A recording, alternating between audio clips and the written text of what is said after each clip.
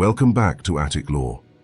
Tonight, we leave the cold files of the unexplained and descend into the terrifying fiction of the internet's most infamous urban legends.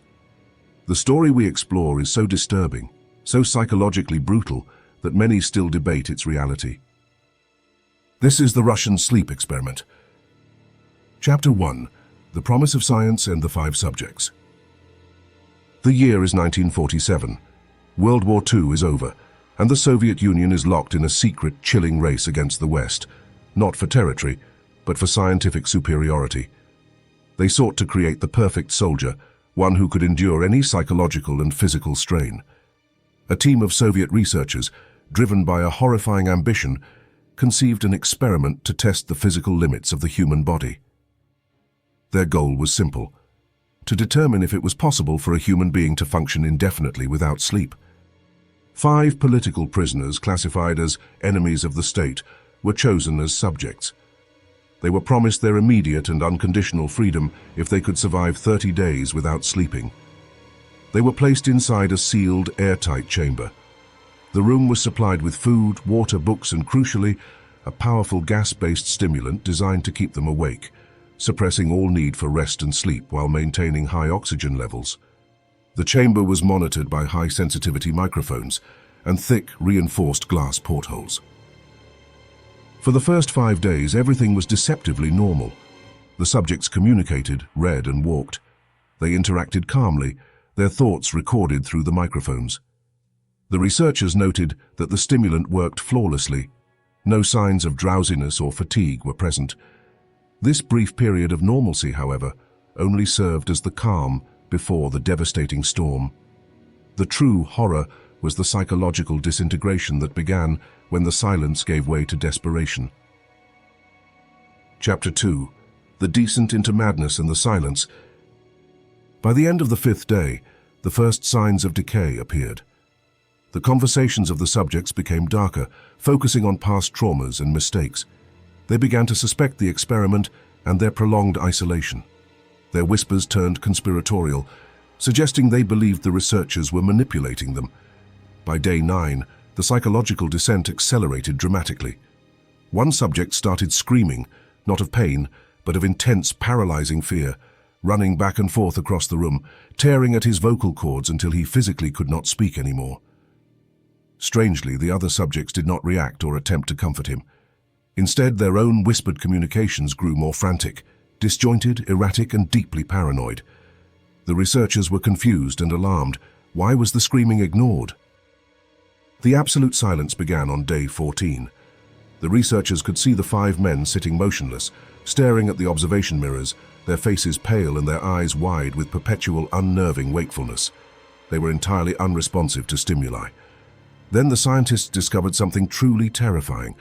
The subjects had begun to cannibalize the books and paper provided to them, mixing the shredded pages with their own feces and urine to create a thick, foul-smelling paste. This paste was then meticulously used to cover every single reinforced glass porthole. They were deliberately and successfully cutting off the researchers' view. For 3 long, agonizing days, the scientists could see nothing, only hearing the low, incessant hum of the ventilation system. However, the microphones registered something else. A low, rhythmic scratching, interspersed with wet, gurgling sounds impossible to identify. The decision was made. The experiment had to end. Chapter 3. The Nightmare Revealed. On the morning of the 15th day, the Soviet team demanded entry. They announced over the intercom that they were opening the chamber. The response was immediate and terrifying. A calm, singular voice from inside said, "We no longer want to be freed." Ignoring the chilling warning, the researchers began purging the stimulant gas, preparing to replace it with fresh air. That's when the subjects began to scream again, but this time it was not the scream of human terror. It was a sound that defied description, a pure, guttural, animalistic shriek of rage, agony, and immense pleasure all at once. It was the sound of something fighting against the very air it needed to breathe. When the soldiers, fully armed, finally opened the chamber, the scene that greeted them was not just grotesque, it was an atrocity. One subject was dead, lying in a pool of blood and water.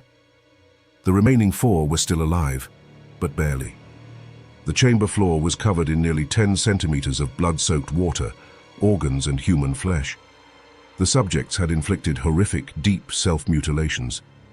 They had somehow used their bare hands and the flimsy tools they were given to tear their own muscles and skin away in strips. They were monsters, yet they were fighting back with impossible strength against the soldiers. The 4 survivors had not only ripped themselves open, but had removed and consumed vast portions of their own internal organs. Chapter 4. The Fight for Non-Sleep and the Operating Table. The 4 surviving subjects fought back with unnatural berserk strength. When medical staff attempted to restrain them and drag them out of the chamber, the subjects tore off limbs and pieces of skin, demanding to be left alone and screaming the mantra, "We must stay awake." They shattered the ribcage of one soldier and nearly disemboweled another. They were entirely impervious to pain. The most horrific case was the subject whose stomach was ripped open, exposing his organs and bones. Against all medical probability, he remained conscious and fully lucid. When doctors tried to administer a strong sedative, he fought the anesthesia with sheer will, laughing maniacally as his heart rate dangerously accelerated. They had to increase the dosage to 10 times the standard human dose, just to render him briefly unconscious. Once unconscious, his body exhibited bizarre, supernatural resistance. His muscles tensed and strained against the restraints, causing him to break 4 ribs and snap the tendons in his legs. His brain, seemingly, was fighting the sedation, as if its very survival depended on maintaining consciousness. During the emergency surgery on the subject with the open abdomen, the doctors were horrified to discover that the subject's digestive organs were almost entirely gone. The organs had been removed and consumed by the subjects themselves during their psychotic break. The surviving men required heavy doses of anesthetic, merely to be transported to the operating theater. Their wounds were deep, self-inflicted injuries that defied both human biology and human tolerance for pain. The medical team was terrified, convinced they were operating on something inhuman.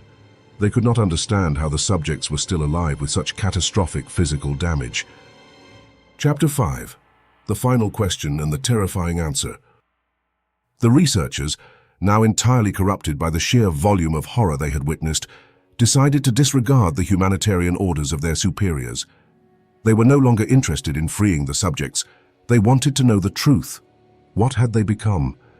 They were convinced that the experiment had unlocked a new, terrifying state of human consciousness. 2 of the surviving subjects died during surgery due to shock and blood loss. Only 2 remained. They were placed back in the sealed chamber, this time with armed soldiers standing guard. The lead scientist, a man whose sanity was rapidly dissolving, approached the intercom and asked the last 2 men a single question, his voice shaking. "What are you? What have you become?" The remaining subject, whose face was unrecognizable due to the extensive self-mutilation and the vacant, sleepless horror in his eyes, slowly smiled. It was a terrifying, inhuman grin of exposed teeth, tendons, and muscle. He whispered back in a low, calm voice that was utterly devoid of emotion, "We are you. We are the madness that sleeps within you, begging to be freed from the constant strain of human reason. We are what humanity hides when it finally closes its eyes." The lead scientist, having watched the complete unraveling of the human psyche and the birth of a profound, cold horror, made his final, fatal decision. He drew his pistol and shot the remaining researchers in the room, ensuring that the true, unspeakable details of the experiment would never leave that facility.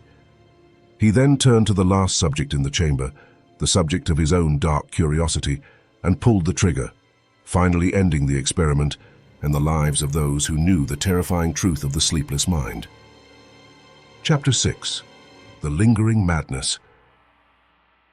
The Russian sleep experiment is a warning, a terrifying exploration of what lies beneath the surface of the human mind when the barriers of reason, sanity, and sleep are completely stripped away. It is a testament to the primal, consuming horror that may reside in the deepest, most unreachable parts of our consciousness. The experiment suggests that sleep is not a luxury. It is a vital cage for the animal within. And once that cage is opened, the resulting madness is irreversible and insatiable. The story persists because it plays on a universal fear, the fear of losing control, of losing our minds, and of finding that our darkest self is always awake, simply waiting for the silence. Now we want to hear from you. Do you believe any part of this legend could be rooted in a dark, real-world experiment, or is this just the ultimate warning of the dangers of scientific hubris? Let us know your thoughts in the comments below. If you enjoy diving into the darkness of internet lore, hit that subscribe button and ring the notification bell so you don't miss any future investigations from Attic Lore.